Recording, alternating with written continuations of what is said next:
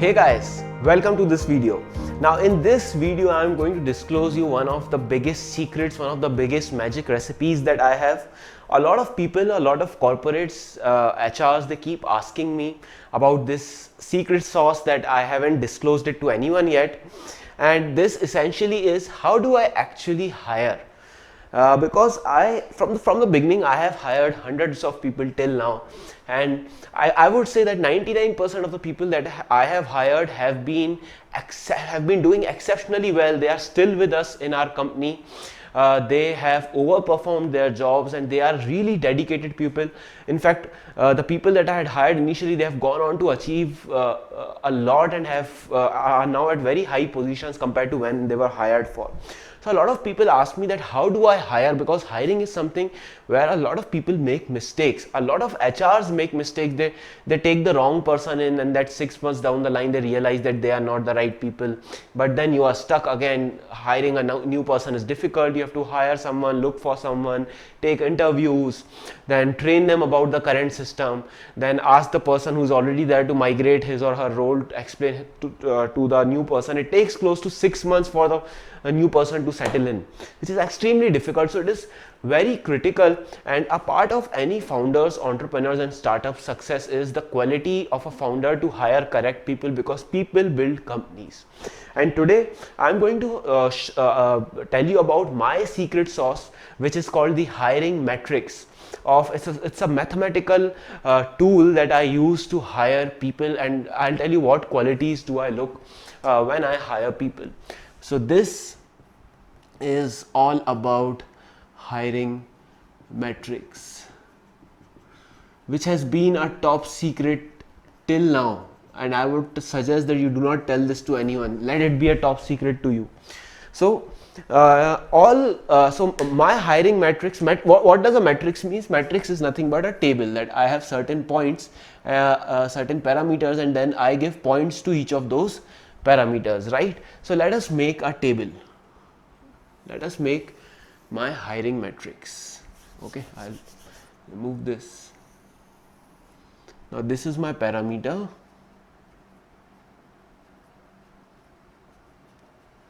and this is my point. How many points I give to each parameter? Point range I would write. Point range. Okay.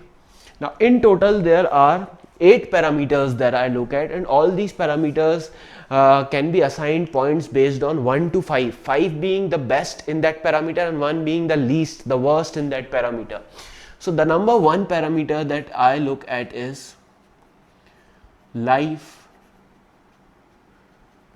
attitude. Extremely important. Now my major, the entire philosophy behind hiring any person for me is that is one basic thing, it is that technology knowledge can be taught to someone, right? You can teach him skills, you can teach the person knowledge, you can teach the person technology, but you cannot teach someone honesty and attitude, right? That's something which is there in his life, and that is cultivated right from the beginning. So even if someone is very talented and he has great skills, but he is not honest, he does not have a good attitude in life, I prefer not taking him even if he is the best. On the other hand, if someone is mediocre in technology but he's a really good person at heart, I prefer him, because I can teach him the other things, right? I can teach him all the other things. I just cannot be a person who is not honest at heart. And that's my key secret sauce of hiring. That's how people who I have hired, they have learned so much, and from they started here and now they have reached at the top. So this is what I want. So the first skill that I look at is life attitude. Now how do you judge these skills? Again, the points ranges from 1 to 5. 1 being the lowest and 5 being the highest. 5 is the highest. Now how do you judge life attitude? It's very simple. You ask them about their life. You ask them about why did they choose this career in which they are in. For example, if they have come for being a Python developer, why did they choose to be a Python developer? What are their hobbies? What do they do in their hobbies, right? So if someone tells you that their hobby is, for example, being in NGOs or parasailing, paragliding, then you ask them, why did you prefer this hobby? Why did you choose this hobby? What made you choose this? You talk to them about general life, about what do they believe about the Indian politics, about what do they believe about religions, and through that what you get to know is, you get to know their life attitude. If they complain about everything, that Indian politics is bad, religion is bad, you will get a sense that these are complaining people. Their attitude towards life is complaining. You try, then you, the points here should be accordingly, right? So 5 points being, the most, if the person has a positive life attitude, if he sees positive in everything, positive in religion, positive in politics, positivity in his hobbies, positivity in his career, then that person will have the highest point range. So number one thing that I look is life attitude. Number second, it's very important you keep your attention towards how do you judge these. Okay, knowing the parameter is fine, but how do you actually judge this person, the other person on this parameter? That's very important. That's what I'm telling you. Number second is learning aptitude. Like I told, I don't mind if a person is not skilled right now, but if he has a good learning aptitude, I'll be more than happy in teaching him and giving time to him. So how do you judge learning aptitude is asking someone questions out of their resume. So if you would have seen the resume, you would have seen that this person has these skills. You ask that person other skills apart from that, and then you see his reaction. What is his reaction? Is his reaction that this is out of my skill set and I am not meant to learn this? Or his reaction is that I do not know this, but give me time, I'll learn this. It makes a lot of difference. That means the person has a learning aptitude. Then you ask him that over the last 3 to 4 years, how did he evolve? What did he start with? For example, I started with basic coding, then I learned about statistics, then I learned about data mining, then I finally learned about data analysis, then I went into time series analysis. So you, for the last 3 to 4 years, you see how that person has evolved. And if you see that he has continuously learned new things, means he has a learning aptitude. While if you see that a person who had graduated 3 years back from college and learned Python back then, and till now he works in Python and knows nothing extra, means that he does not have a learning aptitude. So give these points accordingly. All these points are 1 to 5. I'll still write it. So second point was learning aptitude. The third point is future vision.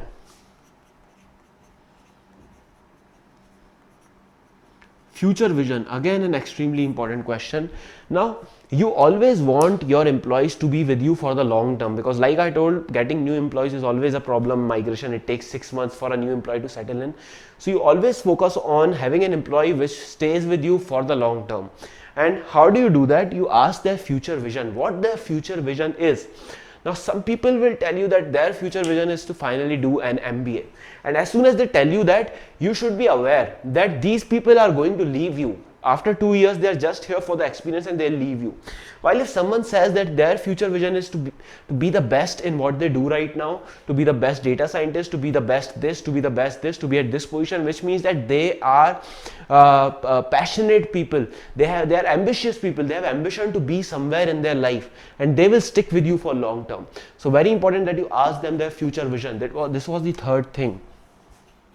Fourth is the last working position. Last working position or past experience also, some people tell this. So here also we assign marks from 1 to 5, and here also we assign marks from 1 to 5. Now what happens is, here you ask people about their last working position. They would have worked in 5-6 jobs, but you ask them specifically about the last job, that what did they work there, what did they achieve there, and why did they leave it. So the funda of this entire question is to see that were they efficient in their last job, because chances are that if they were not efficient in the last job, they will not be efficient in this current job also. So this is very important to ask someone that number one, what did they do in their last job? Number two, what did they achieve in their last job? Number three, why did they leave in their last job? And one very good question to ask here is that what do they think about their last boss? Because if they have a negative, it will tell you about the personality. If they think that their boss was negative, which that might reflect that this person is this person might be negative himself or herself. So very important that you learn about the last working position. Next is, now let us come to the point which core technology or core skill, I would say. By core skill, I means what are you hiring this person for? If you are hiring this person for sales, how good is his sales skills? If you are hiring this person for a Python developer or for a technology role, how good is are his coding skills? So this is specifically for core skills. So see, my core skill preference is number 5. What people do is, this is their first preference, core skills, and that is why most HRs are inefficient, are bad HRs, and most people are bad at hiring, because this is the first thing that they look at, which is extremely bad. This should not be even the parameter. If you see, I'll continue on this, that the importance of this is only 10-20% in my entire model. Out of all the 8 points, core skill set is just 1 point, which means that 1 by 8 is how much? Somewhere around 15% is what I pay importance to core skills, and other people, other HRs who hire, they give 90% importance to this, and that's why they lose in hiring good people, because they do not pay attention to all these points. So this is core skill, and I hope this is something easy to judge. You ask them questions specific to the core skills. Number 6 is you judge their side skills. Now, apart from the core skills, like I told, this person should have learning aptitude, and which means that if he has learning aptitude, he would have learned something apart from the core skills also. For example, I might be a data scientist, but I know digital marketing well. So I take a very simple analysis, do a very simple analysis of his side skills, of how good does he know it. So I give him 1 to 5. This shows that this person has the quality to learn new skills and excel at them. This simply shows that. So tomorrow, if he requires at your company to do certain role which was outside of when he was hired, actually, so right now, when the people that we hired initially for a different role, they are heading a completely different role in my company because of this, because they excel at this and this, right? Very important, very important. 7th is critical thinking. Now we have moved on towards the leadership skill. Now, for a leader, critical thinking is extremely important. What do I mean by critical thinking?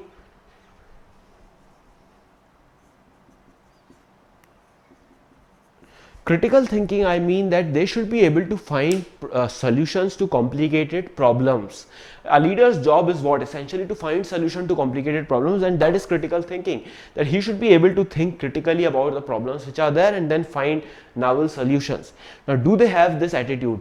And to judge this is actually very simple. You give them any critical problem within your company.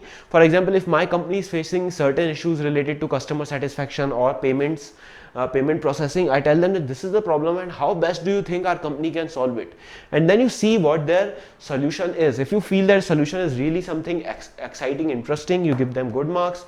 If you do not have any problems within your company, you can ask them any problem in general, that how do you think the Indian politics problem can be solved, or how do you think that the Indian poverty problem can be solved.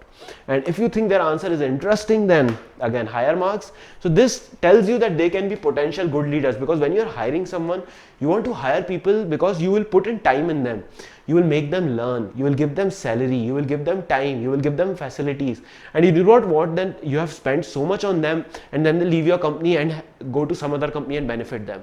You want that they stay there, you keep promoting them, then they head at some point they become leaders. For that, it is extremely important. And the last thing which is very important is confidence. How confident a person is. Now, you do not need to ask any questions here. This is just purely based on all these questions. How confident was he or she during the entire interview, and how confident was she in answering all these questions. This is how you give. So in total, this turns out to be 40 points, right? 5 points for each, maximum 40 points. 1, 2, 3, 4, 5, 8. 5 8s are 40, right? And any person who is, I would say, excellent is, now again this is relative, but 32 plus is excellent. Any good person will be ranging from 26 to 31, and then an average or below person will be less than 26. Right, the points I'm talking about, maximum points that someone can get is 40, of course. 32 plus are excellent people, good are 26 to 31. Now you see, how holistic is this? How I have covered the entire personality of the person. Now, of course, it will take more time to interview, but it is worth it, because you want someone who comes with you, who comes in your company as a passionate person, who inspires others, who lets your company excel, who stays with your company, and over the time you build a leader out of him. And building leaders is the company, see, one biggest strength of a company, the 100% guarantor for any company success is, how can that company build leaders, how efficient. If your company can build leaders and more leaders efficiently, that means that your company is going to succeed, your startup is going to succeed. So I have considered his entire personality, the life attitude. I have told you about the parameters plus the questions that you should ask them, how to judge it. This is very important. You have this noted down. Not a lot of people know this. I will tell you very frankly that in the entire world, 99% people are very bad at hiring, and that's why the talent, the good talent goes to the remaining 1% of the company, which are the Googles and Microsofts of the world, right? Very important. And you see the difference between traditional hiring and this hiring metrics is that in traditional hiring, usually HRs only focus on, if you would have given interviews, they only focus on this thing, core skills. And this is just 15% of my entire parameters. Just 1 parameters out of 8 parameters brings it 15%. I'm learning, I want him to excel at other things than at core skills, because this thing can be taught. This is something teachable. But this is not teachable. You cannot teach him life attitude. You cannot teach him learning aptitude. You cannot teach the person future vision. Right? You cannot teach them critical thinking. You cannot teach them confidence. This is something that should be with them when they join you. So extremely important. Now again, this is relevant. This is relative. So for example, if you are hiring and you figure out that everyone you are hiring has marks like 28, 27, 26, 27, 24, 20. Then what do I do? No one, you'll tell me that no one is excellent. Should I hire? I'll say that it's relative. Out of the people you have hired, these 3 are the best, these 4 are the best. So you hire these 4 if you wanted to hire 4. Even if they are not extremely good, they are better than the rest, right? So instead of, now it's possible that this person who has got 20 overall, he would have got 5 in this. His core skills would be 5. But the other parameters are so less that it's not wise hiring this person. Possible that the person who got 28 here, he just got 2 marks in his core skills. But others, he was so high that he's 28, which is good. This is something which can be taught. So I hope guys that you have learned about my secret sauce of hiring, and I'm absolutely confident on this. It has worked wonders for me till now. A major reason for my success, for whatever I have today, is because I have hired the right people, and I have hired them using this. So note it down, have this in your brain, and try this out in the next interview that you take for the person you are hiring. And I'll see you guys in the next video. Thank you.